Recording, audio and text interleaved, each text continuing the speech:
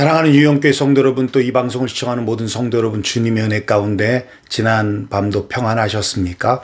오늘 우리가 함께 나눌 말씀은 마태복음 9장 27절로부터 38절 말씀까지입니다. 우리가 오늘 볼 본문도 역시 이적을 통한 메시아이심을 입증하고 계시는 예수님의 사역을 소개하고 있는데요.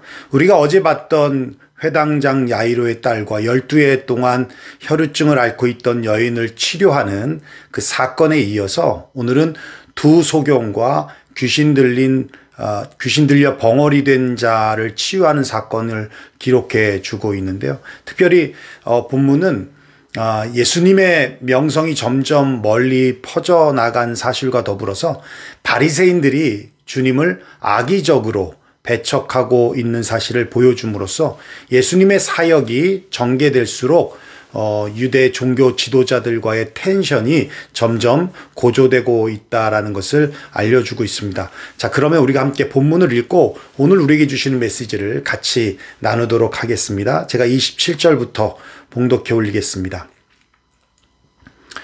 예수께서 거기에서 떠나가실새 두 맹인이 따라오며 소리질러 이르되 다윗의 자손이여 우리를 불쌍히 여기소서 하더니 예수께서 집에 들어가시매 맹인들이 그에게 나아오거늘 예수께서 이르시되 내가 능히 이 일 할 줄을 믿느냐 대답하되 주여 그러하오이다 하니 이에 예수께서 그들의 눈을 만지시며 이르시되 너희 믿음대로 되라 하시니 그 눈들이 밝아진지라 예수께서 엄히 경고하시되 삼가 아무에게도 알리지 말라 하셨으나 그들이 나가서 예수의 소문을 그 온 땅에 퍼뜨리니라.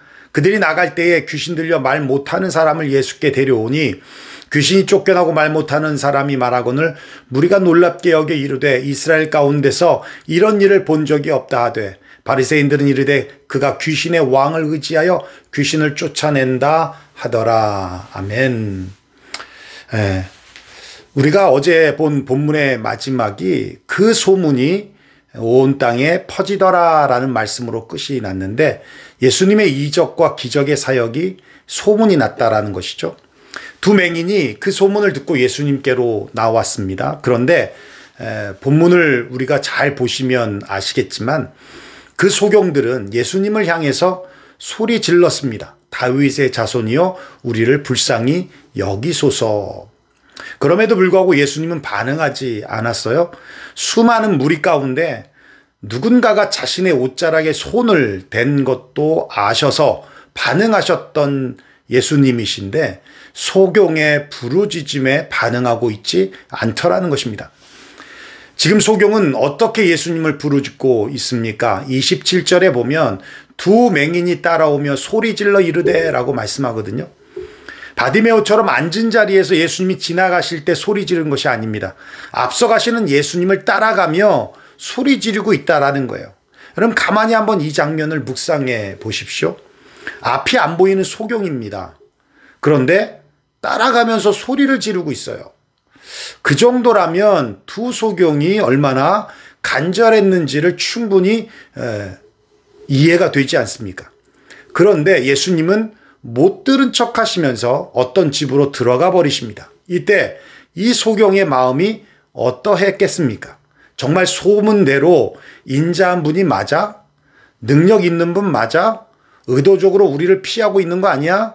중풍병자를 고치고 귀신을 추방하고 죽은 소녀를 살리고 이거 다 헛소문 아니야? 헛소문은 아니더라도 누군가에 의해 과장되게 꾸며진 이야기는 아니야? 라고 하면서 의심할 만하지 않았겠습니까? 그런데 28절에 보면 예수께서 집에 들어가시며 맹인들이 그에게 나오거늘 말씀하거든요. 그들도 예수님이 들어간 집으로 들어갔다라는 얘기입니다. 그러자 예수님께서 두 명의 맹인에게 질문을 하세요. 내가 능히 이 일을 할 줄을 믿느냐? 집까지 들어오는 과정에서 충분히 시험 들 수 있는 상황들이고 의심할 수 있는 상황들이었지만 그 모든 과정을 넘어서 자신들이 가진 첫 믿음을 버리지 않았다라는 것입니다. 비록 죽은 소녀가 살아난 것을 보지 못했습니다. 12년 동안 혈우병으로 고통받고 있던 여인을 보지 못했습니다. 중풍병자도 보지 못했고 귀신 들린 자들도 보지 못했습니다. 그런데 예수님께서 그들을 고쳐주셨다, 살려주셨다, 귀신을 추방하셨다라는 소문을 들었습니다. 그 들었을 때 가진 그 첫믿음을 그들은 지키고 있었다라는 거예요. 예수님의 그 질문, 내가 능히 이 일을 할 줄을 믿느냐?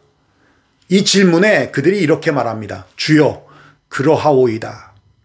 아주 짧지만 너무도 확신 있고 강력하게 마치 당연합니다. 그런 믿음 없으면 아무것도 안 보이는데 이렇게 따라왔겠습니까? 또 우리를 무시하고 집으로 들어가신 그 집으로 우리가 이렇게 들어왔겠습니까? 라고 하는 답변과도 같았습니다. 예수님은 그들의 믿음을 보시고 그들의 눈을 뜨게 해 주셨습니다. 성경에서 말씀하시는 큰 믿음이란 두 맹인과 같이 바로 첫 믿음을 지켜내는 것이 바로 큰 믿음이라는 것이에요. 그런데 여러분, 첫 믿음을 지킨다라는 것 결코 쉽지 않습니다. 왜요? 왜 안 쉽습니까? 두 맹인처럼 생각과 다르게 상황과 환경이 펼쳐지거든요. 당연히 두 맹인은 예수님께 가면 치료해 줄 줄 알았습니다. 특별히 앞을 못 보는 사람들이 따라갈 정도로 간절함을 보이면 고쳐줄 줄로 생각했었을지도 모릅니다. 그런데 예수님의 반응은 생각과 달랐어요. 너무 쌩했죠. 무시를 넘어서 아예 집으로 들어가서 노골적으로 그런 상황을 종료하려 했던 모습을 보게 됩니다.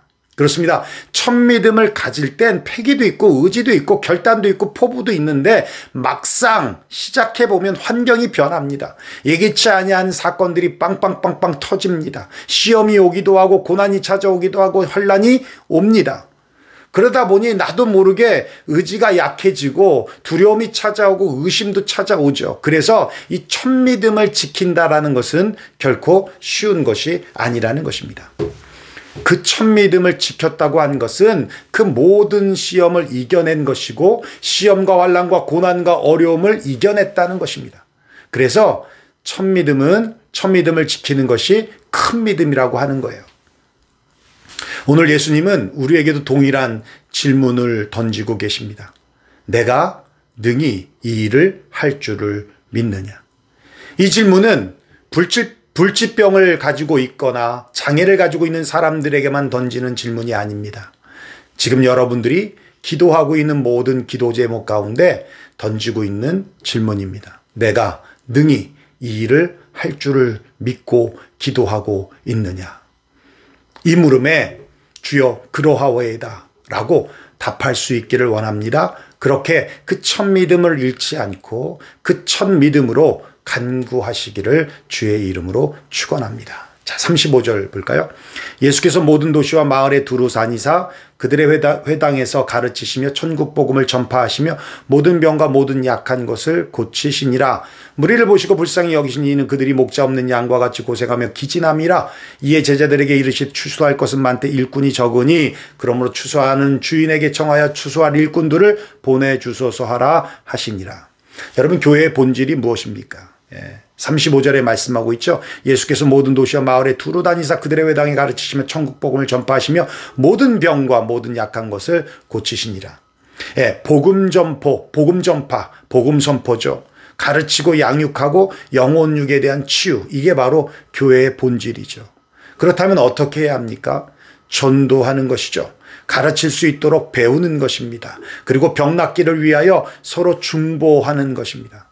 그러기 위해서는 뭐가 필요합니까? 사람입니다. 일꾼입니다. 전도하는 사람이고 가르침을 배우는 사람이고 서로 중보할 수 있는 사람입니다. 일꾼이 필요합니다. 그래서 예수님께서 말씀하십니다. 37절 38절에 말씀합니다. 이에 제자들에게 이르시되 추수할 것은 많되 일꾼은 적으니 그러므로 추수하는 주인에게 정하여 추수할 일꾼들을 보내어 주소서 하라 하시니라. 여러분도 다 잘 아시겠지만 모든 농산물의 추수는 익었을 때 합니다. 익지 않고는 추수할 수 없습니다. 또 추수할 때를 지나쳐 추수를 하지 않으면 시들고 썩고 벌레 먹고 떨어져서 죽습니다. 세상에 추수할 것이 많다는 것은 지금 익은 곡식들이 많다는 것이고 지금 따야 할 열매들이 많다라는 것이죠. 그럼 추수할 것이 무엇입니까? 무엇을 추수해야 하는 것입니까? 36절에 말씀하고 있습니다. 무리를 보시고 민망히 여기신 이는 저희가 목자 없는 양과 같이 고생하며 유리함이라.